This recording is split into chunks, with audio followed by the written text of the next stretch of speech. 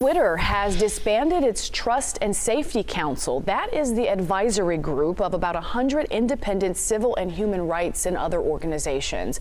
It was formed in 2016 to address hate speech, child exploitation, and other problems on the platform.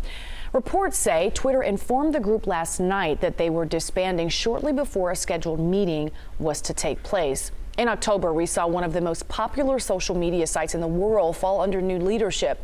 Elon Musk is now running the company after months of will he, won't he purchase. So how has this deal impacted social media as a whole? UC Davis professor of communication is joining us now this morning to discuss this for us. Professor, let's start with, give me your name. I don't want to mispronounce it. Give me your name so we can make sure we have that correct. It's Magdalena Wojcieszak, unpronounceable last name, I know. Not unpronounceable at all, but we do thank you for being here. I did not want to mispronounce it, but let's jump in. Have the changes in Twitter, or will the changes in Twitter impact public discourse? So first of all, I really want us to keep in mind that only about 23% of Americans use Twitter, and these numbers are significantly lower internationally. So YouTube is used by 81%, Facebook by 69% of Americans.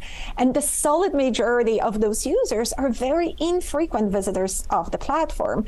So while we are debating the impact of Twitter takeover on public discourse, on the users themselves, I really want us to keep that perspective in mind. It's not a very popular platform. You know, it's interesting because I think as journalists, we often use Twitter as sources of information. As a matter of fact, we were just doing that breaking news a moment ago, and I was looking on Twitter to see if there was information from the TV stations in New York there. How do you think this change, though specific to Twitter, will impact the social media landscape as a whole? So first of all, the new ownership has led to drastic changes to Twitter in terms of the content that's being posted. So as we know, Musk has been amplifying conspiracy theories, reinstating banned accounts, freezing access to content moderation tools, and so forth. So the use of the N-word, for example, on Twitter increased by almost 500%. And the top accounts that spread misinformation on the platform saw a 60% increase in engagement right after the takeover. So this has consequences for ad revenue for Twitter, the user base of Twitter and other social media platforms, and also for the entire social media ecosystem. What do you think it's going to do when you think about the election coming up? We just got through the midterms, but when you think about the general election in a couple years, how do you think this is going to impact misinformation, for example?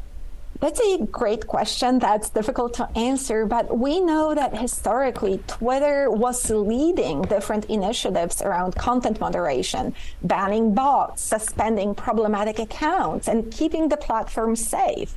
So by taking the first step in the past, Twitter was putting pressure on YouTube or Facebook to follow suit.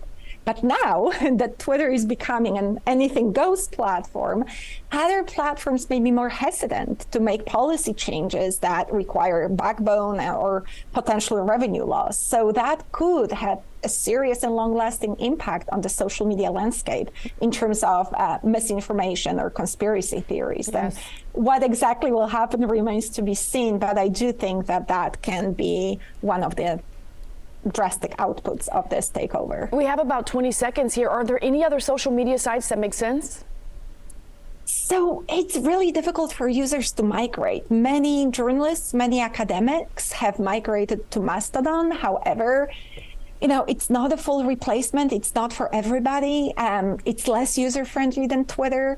So let's see what happens. But for sure, the journalists like yourself, academics as myself, are losing a very important platform for disseminating information and getting information. All right, Professor, thank you so much for joining us this morning. A lot of good information and a topic that is not going anywhere anytime soon. Thank you.